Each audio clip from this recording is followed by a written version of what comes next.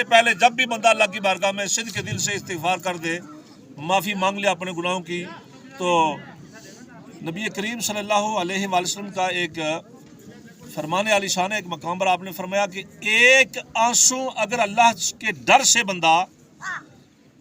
ایسا گرا دے کہ جو اس کی آنکھوں سے گرے اور اس کے رخسار پر آ جائے، اللہ کے پیغمبر نے فرمایا وہ جہنم کی آگ کو اس کے لیے ٹھنڈا کر دیتا ہے۔ یہ زندگی میں ہے۔ تو صغیرہ گناہ جو ہے وہ اللہ تعالیٰ ان دعاؤں کے صدقے معاف فرما دیتے ہیں، اور دعاؤں کی کوئی یہ قید نہیں ہے کہ کس وقت دعا مانگی جائے اور کس وقت دعا نہ مانگی جائے۔ اللہ تعالیٰ نے یہ بھی ابہام دور فرما دیا، وَإِذَا سَأَلَكَ عِبَادِي أَنِّي فَإِنِّي قَرِيبٌ، اے میرے محبوب مکرم صلی اللہ علیہ وآلہ وسلم، میرے بندے میرے بارے میں آپ سے سوال کرتے ہیں کہ رب کہاں ہے، تو تم ان کو بتا دو انی قریب، وہ قریب ہے،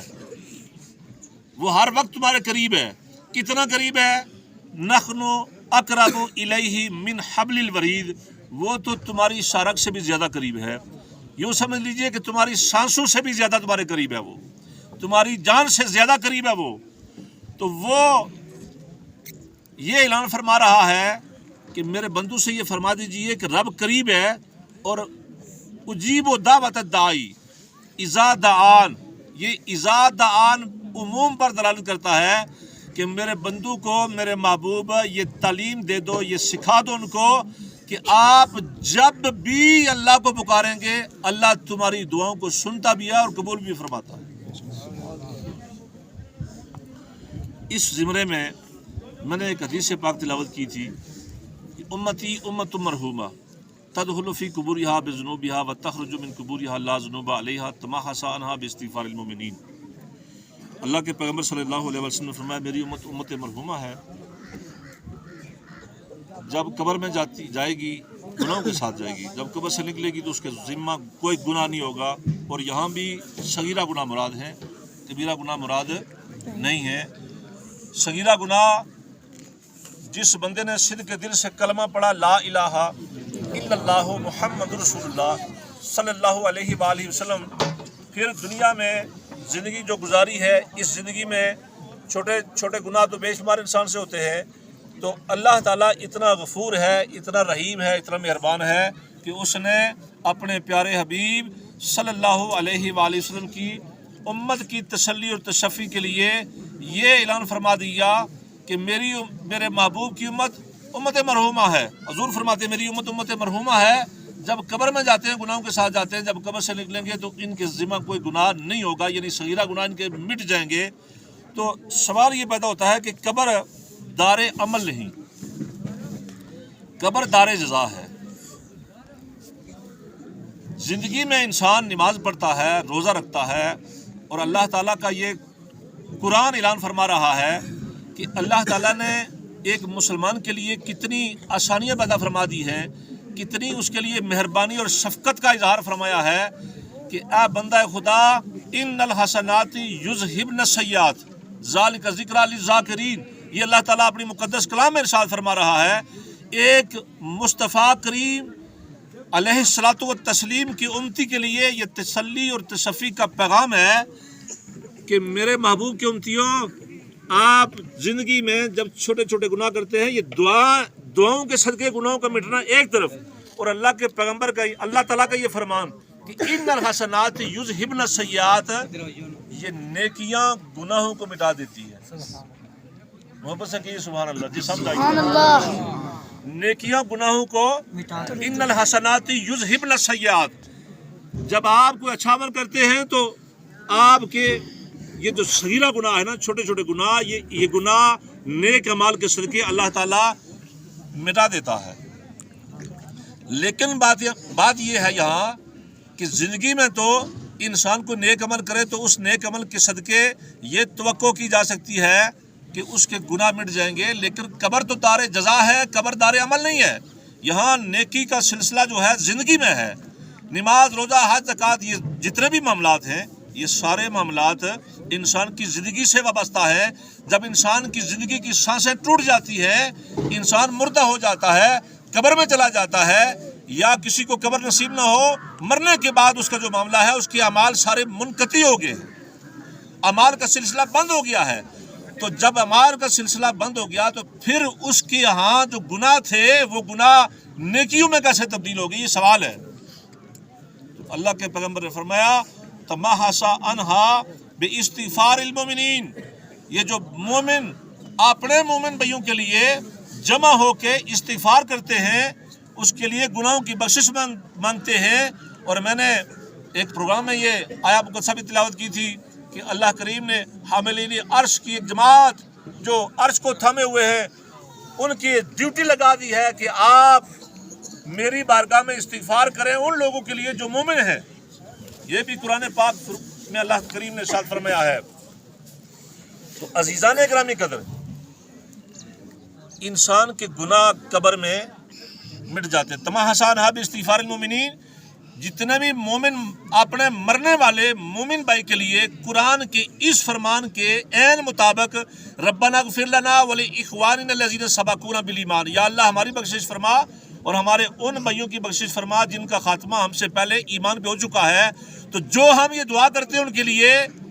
ربی جعلنی مقیم الصلاۃ ومن ذریتی ربنا وتقبل دعا ربنا اغفر لی ولوالدی وللمؤمنین یوم یقوم الحساب، یہ مومنوں کے لیے جو دعائیں مانگی جاتی ہے تو اللہ تعالیٰ مومنوں کی مانگی گئی دعا مومنوں کے حق میں قبول فرما کر ان کی بخشش فرما دیتا ہے، ان کے ذمہ جو گناہ صغیرہ ہوتے ہیں ان کو مٹا دیتا ہے. اب آگے چلتے ہیں. آج کا جو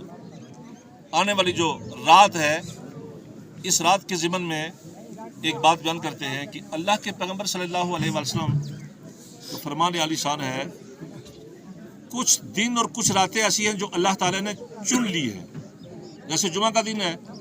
شب قدر ہے، شب برات ہے، عید کا دن ہے، عیدین دونوں عیدوں کا دن ہے. اسی طرح رمضان المبارک کے دن ہیں جو پورے سال میں اللہ تعالیٰ نے جن دنوں کو تمام دنوں پر فضیلت دی ہے، عظمت دی ہے. تو آج کا جو دن ہے شب برات کا دن، اس میں اللہ تعالیٰ نے فرمایا فیہا یفرق کل امر حکیم، کہ اللہ تعالیٰ اس میں مختلف کام، مختلف اولو العزم ہستیاں، فرشتے، ان کی ذمہ سونپ دیتا ہے، ان کی ڈیوٹی لگا دیتا ہے. تو اس میں تفصیل میں جانے سے چونکہ وقت کم ہے، ایک بات، آج کی جو رات ہے جس طرح آپ سنتے آئے ہیں کہ شب قدر میں بخشش کا عام اعلان ہوتا ہے، اور شب برات میں بھی بخشش کے بارے میں آپ نے مختلف حدیثیں سماعت کی ہیں. جس طرح میں نے جمعۃ المبارک میں بھی ایک حدیث کا مفہوم آپ کی خدمت میں بیان کیا تھا کہ اللہ کے پیغمبر صلی اللہ علیہ وسلم نے فرمایا بنی کلب کی بکریوں کے بالوں کے برابر اللہ تعالیٰ گناہ گاروں کو معاف فرماتا ہے. اور بنی کلب ایک ایسا قبیلہ ہے کہ جو بکریاں پالنے میں بڑا مشہور ہے. ان کے ہاں ہزار بکری کا ریوڑ، اور مختلف لوگوں کے ہاں اسی طرح تعداد، یعنی بہت زیادہ بکریاں ان کے ہاں ہوتی ہے. تو اللہ تعالیٰ کے حبیب صلی اللہ علیہ وآلہ وسلم نے یہ ارشاد فرمایا کہ بنو کلب کی بکریوں کے بالوں کے برابر اللہ تعالیٰ مومنوں کی اس رات میں جو گناہگار ہیں ان کی بخشش فرما دیتا ہے. لیکن ان میں چند لوگ ایسے ہیں کہ جن لوگوں کی بخشش نہ شب قدر کی رات کو ہوتی ہے، نہ شب برات کی رات کو ہوتی ہے، نہ عیدین کی رات کو ہوتی ہے، نہ جمعے کی رات کو ہوتی ہے. وہ لوگ کون سے ہیں؟ ان لوگوں میں ایک ہے شرابی جو ہمیشہ شراب پینے والا ہے. جب تک وہ شراب پینے سے توبہ نہ کر لے صدق کے دل سے، وہی توبہ النصوح، جب وہ توبہ النصوح کرے گا تو اللہ تعالیٰ اسے معاف فرما دیتا ہے. لیکن اگر تک توبہ نہ کرے تو اس رات میں اس کی بخشش نہیں ہوتی. دوسری ہے قطع رحمی کرنے والا. کیا کرنے والا؟ قطع رحمی کرنے والا. اللہ کے پیغمبر نے فرمایا نہ شب قدر میں، نہ شب برات میں، نہ عیدین کی راتوں میں، نہ جمعے کی رات میں، نہ کسی اور ایسی مقدس رات میں اس کی بخشش ہوتی ہے جس میں بخشش کا عام اعلان ہوتا ہے. قاطع رحم کی بخشش نہیں ہوتی. اللہ کریم نے قرآن مجید میں ایک آیت مقدسہ چونکہ حاضری آنا شروع ہو گئی ہے، ایک آیت مقدسہ میں پڑھ کے اجازت چاہوں گا. فَهَلْ عَصَيْتُمْ، محبت سے کہیے سبحان اللہ کا سمجھا. فَهَلْ عَصَيْتُمْ إِن تَوَلَّيْتُمْ أَن تُفْسِدُوا فِي الْأَرْضِ، وتقطعوا ارحامکم اولئک الذین لعنہم اللہ فاصمہم فاعمی ابصارہم۔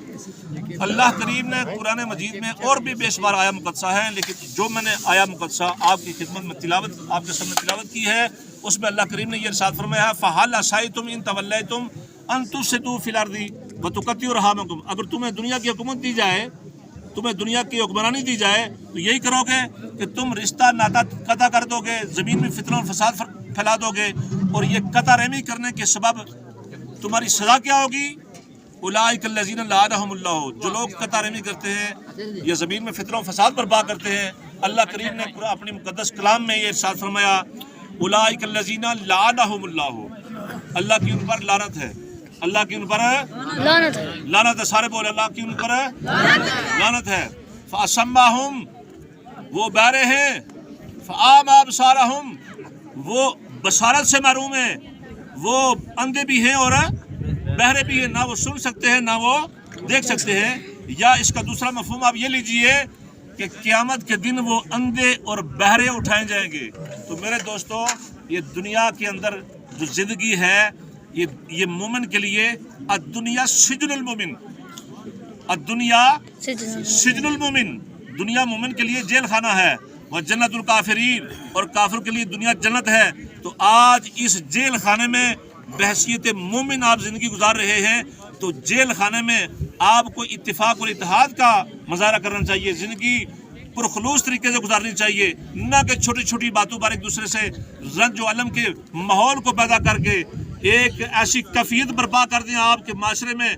آپ بھائی سے بھائی ناراض، بھائی بہن سے ناراض، بہن بھائی سے ناراض، ماموں سے، چاچے سے، سو اینڈ سو، آپ اپنے خاندان میں ایک ایسی فضا قائم کر دیں کہ ایک دوسرے سے آپ ناراض ہو جائیں۔ میرے دوستو، یہ دنیا بڑی عارضی ہے، جس وقت انسان کی روح نکل جاتی ہے اس وقت جو ناراض ہوتا ہے وہ بھی جنازے میں چلا جاتا ہے اور پیچھے کھڑا ہو جاتا ہے شرمندگی سے، ندامت سے، اس کا بھی دل ہی چاہتا ہے، حالانکہ اسے پتا ہوتا ہے کہ میں نے اس سے قطع تلقی کر رکھی ہے زندگی میں اس کو بلاتا نہیں تھا، اس کے ساتھ میرا کوئی لین دین نہیں تھا، میرا اس کے ساتھ کوئی معاملہ نہیں تھا، لیکن پھر بھی آخر نہ کہتے ہوئے بھی اس کی زبان پر یہ جملہ آ ہی جاتا ہے کہ ہے تو چنگا سی، ہے تو یہ سارے بتا ہونا چنگا سی یا ماڑا سی، لیکن مجبوراً اس وقت یہ لفظ موجود نہیں تھے جڑے کہ چنگا سی۔ تو اس واسطے یہ دنیاوی معاملات ان کو آپ موضوع بنا کے ایک دوسرے سے اتنا عرصہ قطع رحمی نہ کریں۔ جو بندہ کسی سے زیادتی کرتا ہے، یاد رکھیں اللہ کی بارگاہ میں اس نے جواب ضرور دینا ہے۔ جس نے اس دنیا میں کسی بندے کے ساتھ ایک ادنا سی بھی زیادتی کی ہے، اس نے اللہ کی بارگاہ میں جب وہ پیش ہوگا تو اس کا جواب ضرور دینا ہے۔ جب ہمارا یہ ایمان اور عقیدہ ہو جائے کہ جس بندے نے بھی ہمارے ساتھ زیادتی کی ہے، اور صلہ رحمی کا مقصد یہ ہے کہ جس بندے کے ساتھ جو بندہ آپ کو تکلیف دے رہا ہے آپ بار بار اس کے قریب ہونے کی کوشش کریں، جو بندہ آپ کو اذیت پہنچا رہا ہے بار بار آپ اس کے قریب ہونے کی کوشش کریں، یہ صلہ رحمی ہے۔ اللہ تعالیٰ کی بارگاہ میں دعا ہے اللہ تعالیٰ بھائی یوسف صاحب کی عالیہ کی عمل بخشش فرمائے، اور ہم نے یہ جو ٹوٹی پھوٹی باتیں کی ہیں اللہ تعالیٰ اپنی بارگاہ میں قبول فرما کر ہمارے لیے بخشش کا، نجات کا ذریعہ اور وسیلہ بنائے، آمین۔ وما علیہ الا البلاغ۔